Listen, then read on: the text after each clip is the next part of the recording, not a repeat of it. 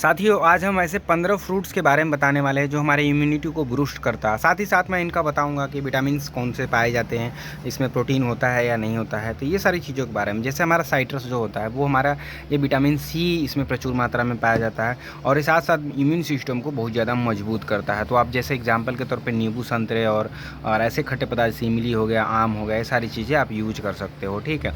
फिर आते हैं ब्रोकली भी दोस्तों आप यूज़ कर सकते हैं। इसमें बहुत ज़्यादा मात्रा में प्रोटीन पाया जाता है और साथ में साथ दोस्तों विटामिन इसमें बी भी पाया जाता है। तो आप ब्रोकली भी यूज कर सकते हैं। इम्यून सिस्टम के लिए ये सारे जितने भी फ्रूट्स हैं, बट बाकी और भी चीज़ें जैसे कार्बोहाइड्रेट के लिए स्वीट पोटैटो जो है वो यूज किया जाता है। फिर योगर्ट, दही जो होता है हमारे लीवर के लिए, हमारे किडनी के लिए, हमारे स्टमच के लिए और हमारे इंस्टेटाइन, ये सारी चीज़ें जो होता है ना, ये सारी चीज़ों के लिए योगर्ट बहुत फ़ायदेमंद काम करता है। साथ में पम्पकिन का जो सीड्स होता है दोस्तों, सभी में प्रोटीन पाया जाता है और ये ड्राई फ्रूट्स होते हैं और ये सारी चीज़ें जो होता है, पम्पकिन का सीड्स होता है, हमारे इम्यून सिस्टम को भी मजबूत करता है। पोटेशियम इसके अंदर बहुत ज़्यादा रिच मात्रा में पाया जाता है।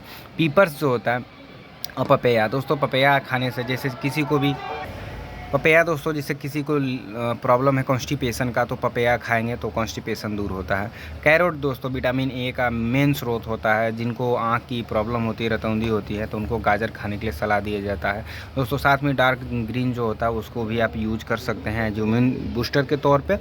जिंजर दोस्तों, सभी लोग आज के टाइम में जानते हैं ये बहुत ज़्यादा एंटीऑक्सीडेंट होता है जिंजर, तो आप जिंजर को यूज कर सकते हैं। साथ में मशरूम दोस्तों, प्रचुर मात्रा में प्रोटीन्स पाया जाता है और बहुत सारे इसमें ऐसे विटामिन्स पाए जाते हैं जो हमारे हेल्थ के लिए फ़ायदेमंद होते हैं दोस्तों। तो ये सारे ऐसे 15 फ्रूट्स हैं जो आपको डेली बेसिस पे यूज करना चाहिए। और इसमें दोस्तों ऐसा नहीं है कि बहुत ज़्यादा आपको खर्च आना है। नींबू इसमें दोस्तों 3 से 5 रुपये के बीच में आता है। ब्रोकली जो होता है 15-20 रुपये किलो में आता है। गार्लिक जो होता है 50-100 रुपये किलो आता है, लेकिन कभी कभी ये 20-30 रुपये किलो भी मिलता है, लेकिन हमको उतना नहीं यूज करना। ये हमें तो एक पुटी के तौर पर, मतलब आप कह सकते हो 10-5 रुपये की चीज़ यूज करना। साथ ही स्वीट पोटैटो, दही भी है 5-10 रुपये का यूज कर सकते हैं। पम्पकिन सीड तो आप जानते ही हैं, कोई भी सीड्स आप घर पे खाना बनाते हैं उसमें से निकाल के तब इसको यूज किया जा सकता है सब्जी के तौर पे।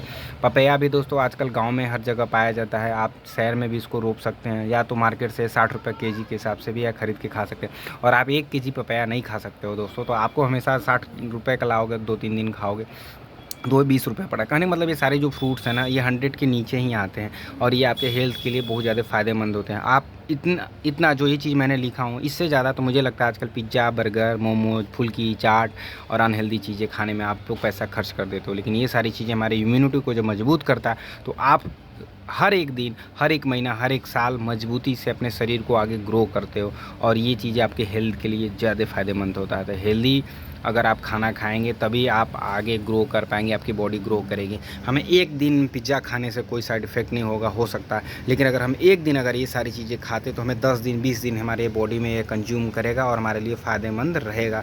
तो सोच लीजिए दोस्तों, आपको एक दिन पिज़्ज़ा बर्गर खाना है, या आप 1-2 महीने, 6 महीने, साल भर के लिए अपना इम्यूनिटी बूस्ट रखना चाहते हैं ताकि साल भर आप बीमार ना हो। जो खर्चे पैसे में हमारे चले जाते हैं वो बचेंगे, तो हम और भी हेल्दी चीज़ें खा सकते हैं। वीडियो अच्छा लगे तो प्लीज़ लाइक करें, सब्सक्राइब करें। Thank you so much.